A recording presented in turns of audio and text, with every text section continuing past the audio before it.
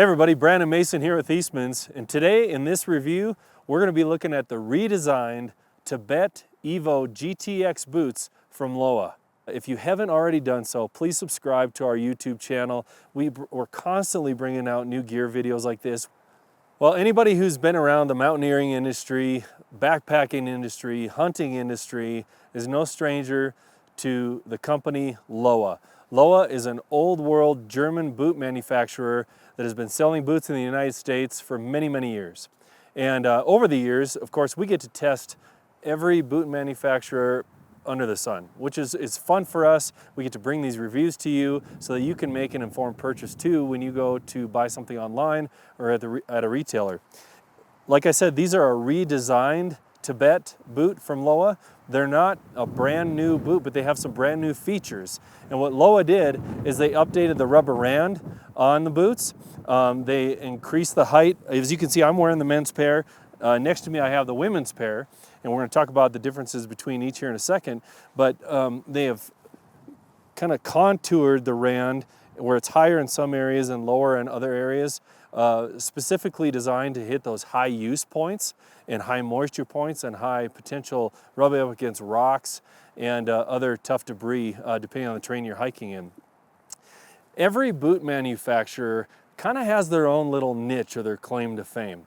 I mean, there are so many good options out there in the market today, but everyone sets itself apart from the rest of the boot manufacturers just a little bit with one specific feature that they kind of hone in on.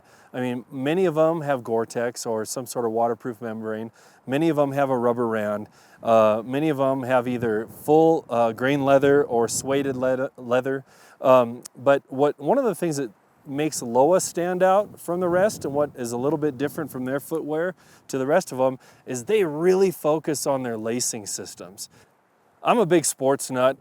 Growing up, I played a lot of sports, football, baseball, basketball, etc. And a common sports term is zone defense. Anybody who's played sports of almost any type has probably played some sort of zone defense. Well, the reason why I bring that up is because Lowa plays zone lacing. They kind of have a zone defense going in to your foot comfort and your efficiency or foot fatigue in the field, so to speak.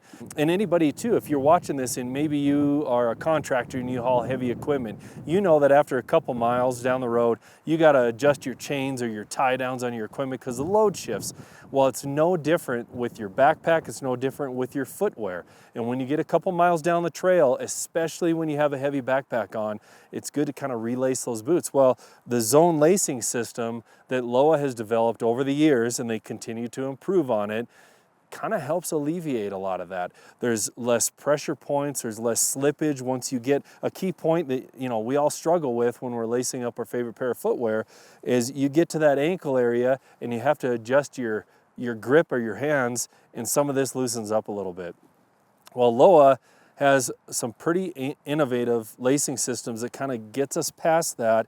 They have a roller bearing lacing system down here, which makes it easy to cinch up, the lace to toe design. And then you get to these pinch points, and this essentially locks the laces in at that zone. So from here down, you can lace it up, and as soon as you let go, this is tight. It can't move until you release these tabs when you're unlacing your boots and taking them off.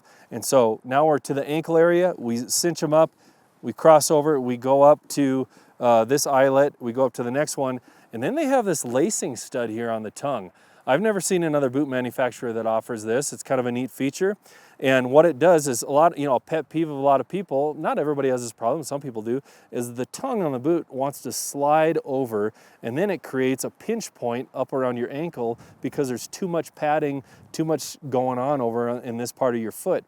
Well, this lacing stud, the eye lacing stud, it fixes that. So the tongue on the boot stays in place. And so with those three different zones, effectively, you've played really good zone defense and you've won the game. Your feet stay more comfortable, you have less foot fatigue, and on top of that, Lowa has also made some updates to the midsole in these boots. There's more cushion in certain areas, like in your heel. So when you're hiking up the trail, and you're digging in with your heels. I'm kind of a heel walker. I'm not much of a toe walker or a ball of my foot walker, which I should be, but I'm not. And so my heels tend to get kind of tired. Well, that cushioning in that midsole really helps take care of that. They've also added a little bit more cushioning up here in the cuff, but not too much, but it's just a little bit more comfortable so that you don't have a lot of rubbing or hot spots or sore spots when you're going up the trail. Okay, so you can tell I'm holding the women's pair. Obviously my feet would not fit in these. This is our video producer's pair, actually. She's testing these out for us, and we said that's the cutest pair of boots I've ever seen in my life. And but no, they have the same functionality as the men's. So they come in at 700 grams, which is 24.7 ounces. The men's pairs come in at 880 grams, which is 28.2 ounces. And the reason why that's kind of relevant is when you first pick these up off the shelves, compared to, let's say, an ultra light pair of footwear, they're going to feel a little bit heavier because they're more robust. And I've gravitated, honestly, away from heavier footwear, but I've been really pleasantly surprised with these Tibets in that once I put them on my feet, I never think about my footwear anymore. My feet aren't tired, my legs aren't tired, because the old adage in backpacking, of course, is pound on your feet is like 10 on your back. And it does make a difference. But with these, I really haven't noticed them. They're super comfortable. Again, that lacing system helps. The new midsole helps. The cushioned upper helps. And the Vibram grip is helpful too for traction purposes. I have kind of narrow feet, but I still appreciate a little bit of wiggle room in my toes, and up to this point, really, you had to get either the standard size or a narrow boot or a wide last boot. And the wide lasts are just too sloppy for me. I can't do it. But some of the narrow shoes, they really pinch up in here, especially later season when I'm wearing maybe just a little bit heavier sock, or say the boots get really wet and I don't wear them dry and they kind of shrink up on me a little bit and I have to wear them again to stretch them out. Well, the Tibets are kind of interesting. They have both the women's and the men's pairs.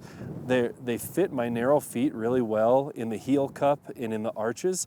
And they flare out, not dangerously so or annoyingly so, but they flare out just a little bit up in that toe box, and I've got plenty of room to wiggle my toes if I need to. I can even take these into a later season hunt or a backpacking trip with a little bit heavier duty sock if I want to, before I have to migrate to a pack boot. And so they're really a pretty good almost all season boot. I mean, I would probably consider them for sure a 3-season boot, but I would not hesitate to take these even into the later season with a heavier sock, maybe put a gaiter around my lower leg and the top of my boot to keep some of that moisture and keep my lower legs warm and my ankles warm. So that's it, man. It's kind of that's the breakdown of these boots. They're again, the Tibets are not new. They've been a staple in the Lowa line, but they've redesigned it, which I say this all the time in our magazine articles, in Eastman's Hunting Journal and Eastman's Bow Hunting Journal, in these video reviews we do on our YouTube channel, that one of the things I love is when companies continue to innovate, not just bringing out brand new products, but sometimes you gotta, as a manufacturer, that you got to let your biases go a little bit for your little baby here that you designed, and you can see improvements and you take feedback from customers, and that's exactly what Lowa's done with these boots. So make sure you check them out on their website. There's a ton of other boot offerings from Lowa. And if you haven't already done so, please subscribe to our YouTube channel. We're constantly bringing out new gear videos like this. We have webisodes that are coming out, just a bunch of content that we're feeding that machine each and every week. And so make sure you subscribe, hit that notification bell, leave us a comment, ask questions. We'll do our best to respond to you. And we just want you to be successful in the field as much as possible.